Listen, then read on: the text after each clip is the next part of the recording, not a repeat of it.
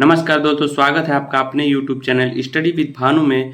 दोस्तों, हम मनोविज्ञान की सीरीज में अगला टॉपिक पढ़ेंगे प्रेरक के बारे में, जो कि यूपी टेट, सी टेट और सुपर टेट की दृष्टि से बहुत ही महत्वपूर्ण है। तो वीडियो को जल्दी से लाइक और शेयर कीजिए, और अगर आप मेरे चैनल पर नए हैं तो चैनल को सब्सक्राइब कर लीजिए। चलिए वीडियो को स्टार्ट करते हैं। प्रेरक, जिसको इंग्लिश में कहते हैं मोटिव। चलिए सबसे पहले जानते हैं कि प्रेरक होता क्या है। तो मनोवैज्ञानिकों के अनुसार प्रेरक जन्मजात तथा अर्जित शक्तियां होती है, जिनके द्वारा मनुष्य के शारीरिक तथा मनोवैज्ञानिक दशाओं का अध्ययन किया जाता है। अर्थात हम सरल शब्दों में समझ सकते हैं कि प्रेरक वह शक्ति है या वह वस्तु है या वह क्रिया है जो व्यक्ति को कार्य करने के लिए प्रेरित करती है। अर्थात जो भी क्रिया या जो भी वस्तु जिससे व्यक्ति क्या करता है, कार्य करने के लिए प्रेरित होता है, उसको हम क्या कहते हैं, प्रेरक कहते हैं। आगे है प्रेरक की परिभाषाएं।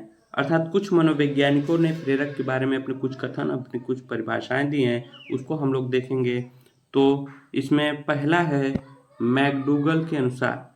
मैकडूगल ने प्रेरक के बारे में कहा है, प्रेरक किसी भी मनुष्य की दैहिक एवं मनोवैज्ञानिक दशा है जो उसे निश्चित कार्य करने के लिए प्रेरित करता है। अर्थात मैकडूगल ने कहा है कि प्रेरक जो है मनुष्य की दैहिक मतलब शरीर और से संबंधित, या मनोवैज्ञानिक दशा मतलब रुचि, क्षमता जो भी है, वो उसे कार्य करने के लिए क्या करती है, प्रेरित करती है। उसी को हम क्या कहते हैं, प्रेरक करते हैं। ठीक है। अगला है गिलफोर्ड के अनुसार। अब गिलफोर्ड ने प्रेरक के बारे में क्या कहा है उसको हम लोग देखेंगे।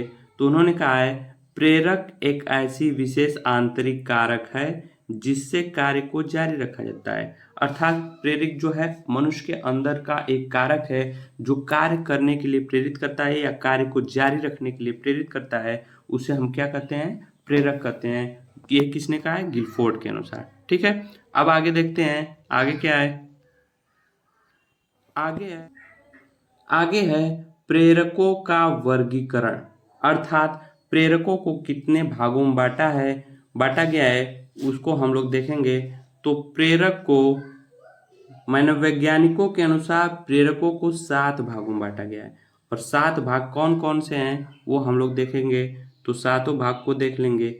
तो पहला है जन्मजात प्रेरक, दूसरा है अर्जित प्रेरक, तीसरा है स्वाभाविक प्रेरक, चौथा है कृत्रिम प्रेरक, पांचवा है जैविक प्रेरक, छठवां है मनोवैज्ञानिक प्रेरक, सातवां है सामाजिक प्रेरक।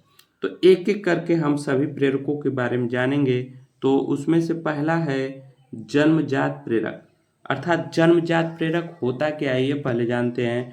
तो जन्मजात प्रेरक वह होता है जो व्यक्ति में जन्म से ही पाया जाता है। वह प्रेरक जो व्यक्ति में जन्म से ही पाया जाता है उसे जन्मजात प्रेरक कहते हैं। जैसे भूख, प्यास, ये सब क्या होते हैं, जन्मजात प्रेरक होते हैं जो जन्म से ही व्यक्ति में पाए जाते हैं।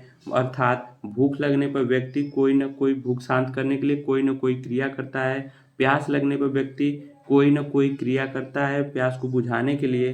अर्थात ये सभी क्या है, भूख और प्यास प्रेरक है जो व्यक्ति को कार्य करने के लिए क्या करते हैं, प्रेरित करते हैं। और जन्मजात प्रेरक जो व्यक्ति के अंदर जन्म से ही पाए जाते हैं उसे क्या कहते हैं, जन्मजात प्रेरक। दूसरा है अर्जित प्रेरक। अर्जित प्रेरक नाम से ही पता चल रहा है कि मतलब जो अर्जित किया जाता है। ठीक है। तो इस प्रकार के प्रेरक व्यक्ति अपने पर्यावरण या समाज से क्या करता है, अर्जित करता है। वह प्रेरक जो व्यक्ति अपने पर्यावरण या समाज से अर्जित करता है उसे हम कहते हैं अर्जित प्रेरक। जैसे हुआ रुचि, हुआ आदत, हुआ। तो रुचि जब व्यक्ति में जन्म से नहीं पाया जाता है, ये समाज में आने के बाद व्यक्ति किसी चीज़ में देखकर किसी चीज़ में रुचि लेता है कि हम भी यही कार्य करते हैं। तो उसके अंदर रुचि पैदा होती है, तो वो कार्य करने के लिए क्या होता है, प्रेरित होता है। मतलब रुचि उसको क्या करती है, प्रेरित करती है कार्य करने के लिए। तो ये समाज से पाया जाता है, ये अपने पर्यावरण से पाया जाता है। तो इसको हम क्या कहते हैं, अर्जित प्रेरक। ठीक है। अगला देखते हैं। अगला है स्वाभाविक प्रेरक।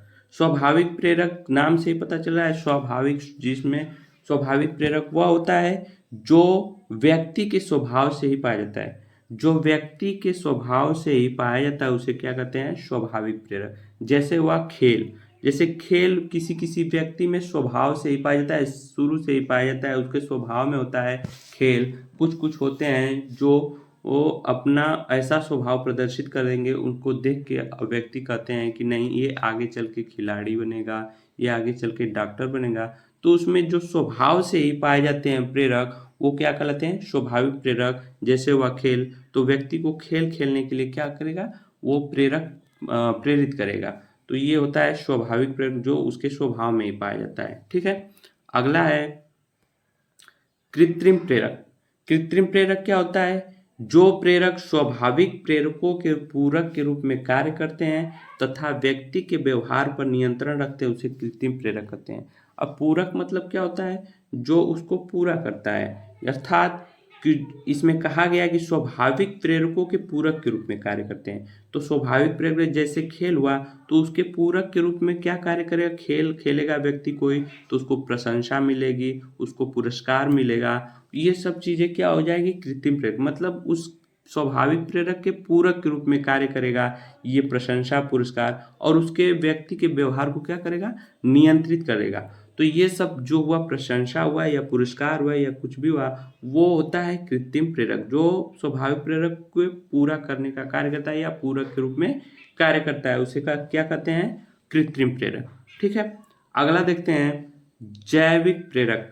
अब जैविक प्रेरक क्या होता है? जैविक प्रेरक को एक तरह से हम समझ सकते हैं कि जो जन्मजात प्रेरक होता है उसी को हम कहते हैं जैविक प्रेरक। जैविक प्रेरक को जन्मजात प्रेरक भी हम कह सकते हैं।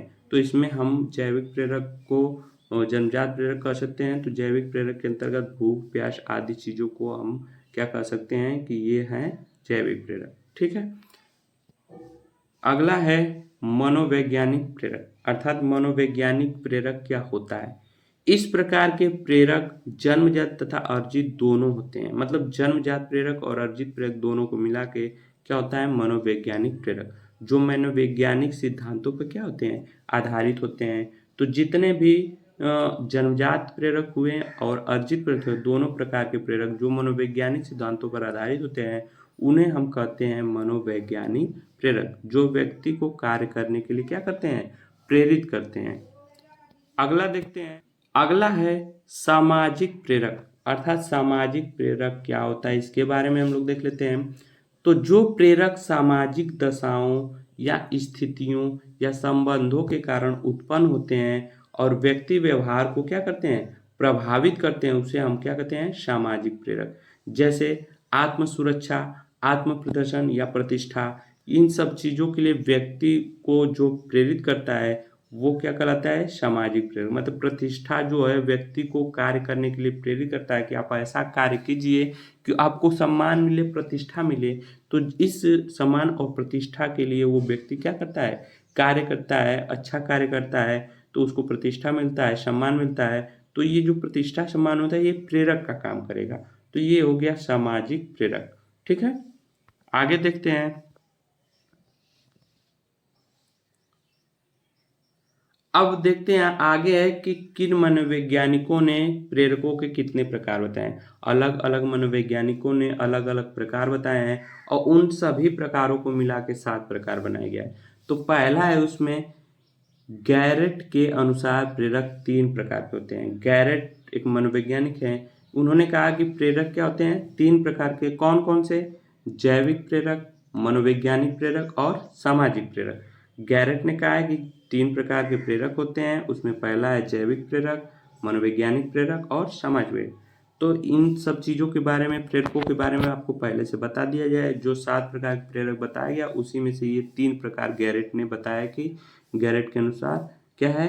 3 प्रकार के प्रेरक पाए जाते हैं, जैविक प्रेरक, मनोवैज्ञानिक प्रेरक और सामाजिक प्रेरक। ठीक है, आगे देखते हैं। आगे है थॉमसन के अनुसार प्रेरक 2 प्रकार के होते हैं। तो अगले मनोवैज्ञानिक है थॉमसन, उन्होंने प्रेरक को कहा है कि प्रेरक 2 प्रकार के होते हैं। अब उनके अनुसार कौन कौन से प्रेरक होते हैं वो देख लेते हैं। तो उसमें पहला है स्वाभाविक प्रेरक, दूसरा है कृत्रिम प्रेरक। ठीक है, तो स्वाभाविक प्रेरक क्या होता है और कृत्रिम प्रेरक क्या होता है ये आपको बता दिया गया है 7 प्रकार वाले प्रेरकों में। तो जो भी मनोवैज्ञानिकों के अनुसार प्रेरक बताया जा रहा है कितने प्रकार के होते हैं, उन सभी को मिला के 7 प्रकार आपको बताया गया है। अब यहाँ पे अलग-अलग बताया गया है कि किस मनोवैज्ञानिक के अनुसार कितने प्रेरक हैं, जो एग्ज़ाम में बहुत ही इम्पोर्टेंट है। एग्ज़ाम में यही पूछता है कि इस मनोवैज्ञानिक के अनुसार प्रेरक कितने प्रकार के होते हैं, तो सबका याद रखिएगा। अगला है मैस्लो के अनुसार प्रेरक 2 प्रकार के होते हैं। अब कौन-कौन से होते हैं? पहला है जन्मजात प्रेरक और अर्जित प्रेरक। मतलब जन्मजात प्रेरक और अर्जित प्रेरक किसके अनुसार हैं? मैस्लो के अनुसार। ठीक है? तो आपको वीडियो कैसी लगी कमेंट करके ज़रूर बताइएगा और मेरे चैनल को सब्सक्राइब कर लीजिएगा और ज़्यादा से ज़्यादा वीडियो को लाइक करें, शेयर करें ताकि अन्य लोगों तक वीडियो पहुँचे और इस वीडियो का लाभ उठा सकें। धन्यवाद।